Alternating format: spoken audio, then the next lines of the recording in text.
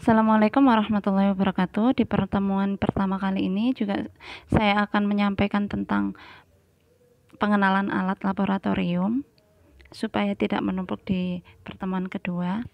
Oke. Dan saya juga akan merefresh tentang kimia analisa kualitatif maupun kuantitatifnya di sini ya.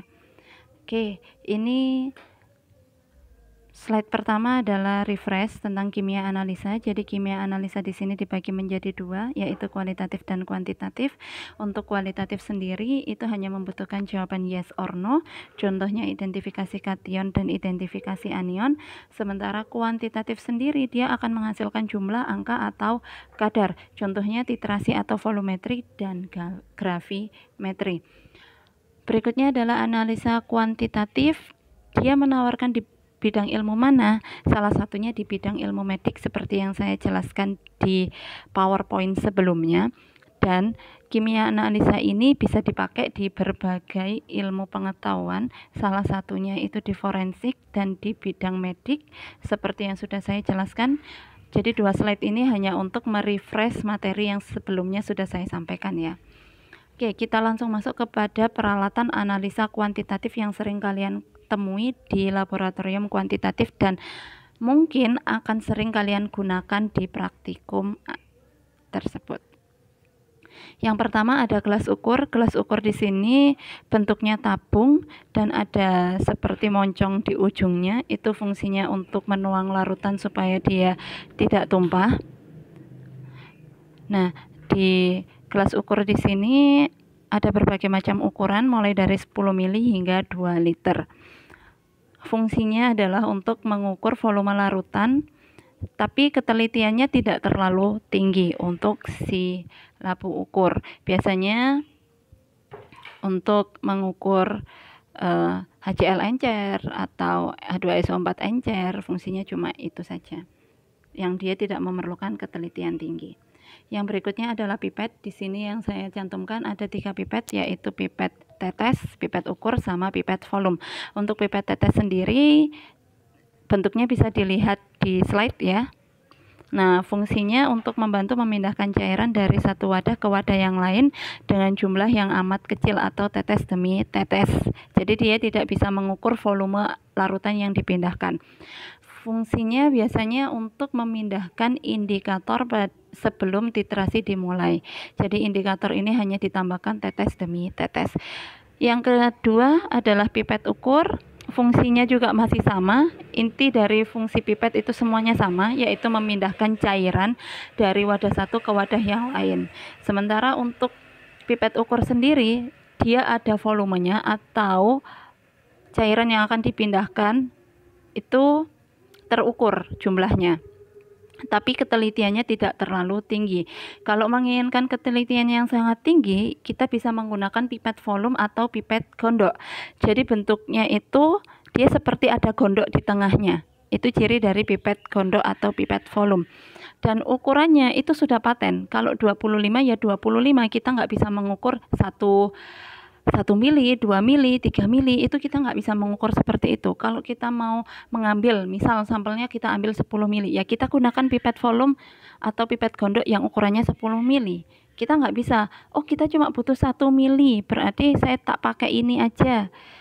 Pipet gondok yang 10 mili, kira-kira kalau 1 mili segini. Tidak bisa seperti itu untuk pipet volume atau pipet gondok. Jadi dia ukurannya sudah pasti dan kalian harus perhitungkan dulu sebelum menggunakan pipet gondok atau pipet volume. Ukuran pipet gondok atau pipet volume sendiri juga banyak sekali ukurannya. Ada yang 1 mili juga, 1 mili hingga 50 mili ukuran dari pipet gondok atau pipet volume. Dan ketelitiannya sangat tinggi karena dia hanya bisa mengukur satu ukuran saja, tidak berbagai macam ukuran seperti di pipet ukur. Berikutnya adalah tentang neraca. Di sini untuk neraca fungsinya adalah untuk menimbang bahan padatan atau reagen padatan. Di sini kalau penimbangan pasti kita butuh beberapa alat ya. Alat yang paling penting adalah timbangan atau neraca analitik. Selain itu kita juga butuh gelas arloji untuk menaruh padatannya supaya padatannya tidak kemana-mana. Terus ada batang pengaduk kaca itu biasanya untuk mengambil sampel padatan atau bahan padatan. Yang berikutnya ada botol timbang, di situ ada tutupnya. Lah, bedanya botol timbang sama gelas arloji itu apa? Keduanya sama untuk menaruh larut, untuk menaruh padatan yang akan kita timbang. Bedanya kalau di botol timbang itu untuk padatan yang higroskopis atau yang padatan mudah menyerap air. Nah, kalau padatan tersebut mudah menyerap air, penimbangannya pun juga tidak akan akurat atau presisi. Kenapa? Karena air yang diserap juga akan ikut tertimbang. Makanya kita butuh botol timbang untuk memasukkan padatan tersebut ke dalamnya. Nah, setelah padatan dimasukkan ke dalam botol timbang, kita tutup botol timbang tersebut supaya tidak ada uap air yang masuk ke dalamnya sehingga tidak mengganggu penimbangan. Berikutnya ada bola hisap. Bola hisap di sini saya berikan dua gambar ya. Yang satu bola hisap sendirian, yang satunya bola hisap yang sudah ditancapkan di pipet ukur. Nah, di bola hisap ini bisa kalian lihat di gambar yang sebelah kiri, itu ada beberapa simbol. Ada simbol A, ada simbol S, dan ada simbol E. Fungsi dari bola hisap sendiri adalah untuk memindahkan cairan yang cukup berbahaya, fungsinya untuk menyedot atau yang berkonsentrasi tinggi. Oke, untuk yang A sendiri, simbol yang A itu untuk mengeluarkan udara yang ada dalam bola hisap. Jadi yang A itu kalian tekan sambil yang gembung atau yang lingkaran besar itu kalian tekan sampai dia kempis untuk memastikan udara dalam bola hisap itu keluar semua.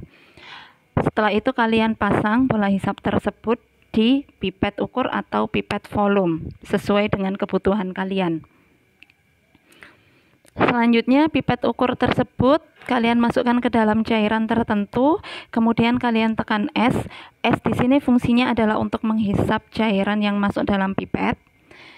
Oke, kemudian kalau kalian ingin memindahkan cairan tersebut ke wadah lain, kalian tekan E. Itu fungsinya untuk mengeluarkan cairan dari dalam pipet.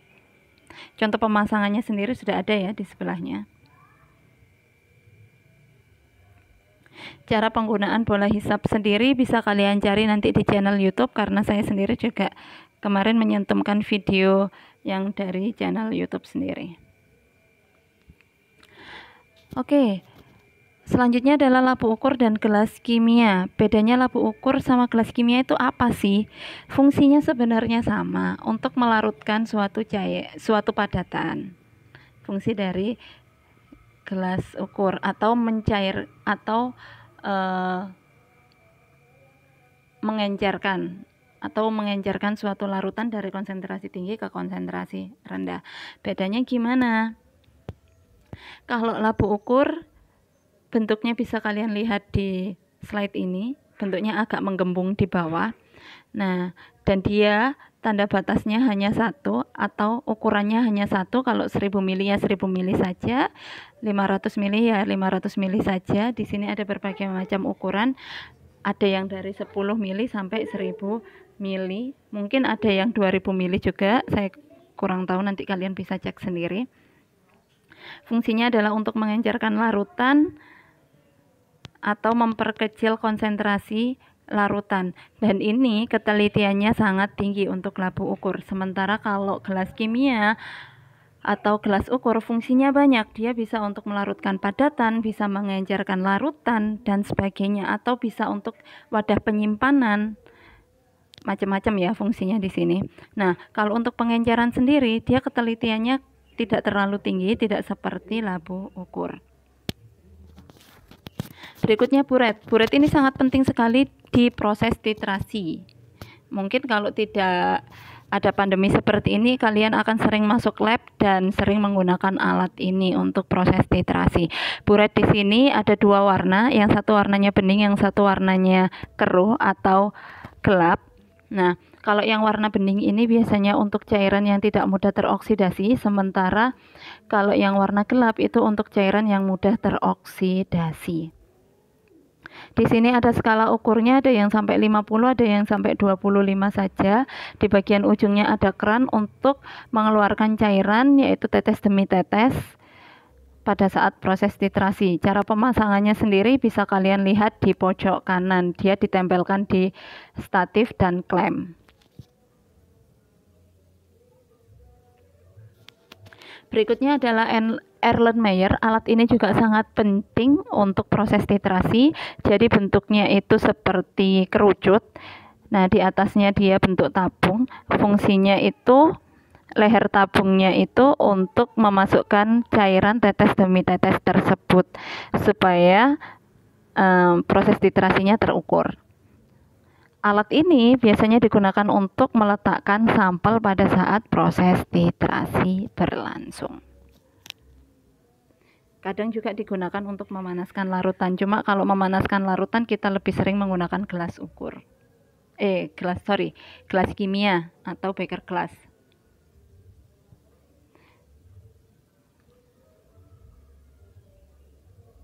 Baik, saya rasa sekian penjelasan dari saya tentang pengenalan alat gelas yang ada di lab kuantitatif. Bila ada yang ditanyakan atau ingin mendiskusikan materi ini, silakan nanti diskusinya di Moodle ya, melalui Moodle yang ada di Oasis. Oke, terima kasih atas perhatiannya. Wassalamualaikum warahmatullahi wabarakatuh. Jangan lupa untuk absensi di kolom komentar, subscribe, dan like channel YouTube ini ya. Terima kasih.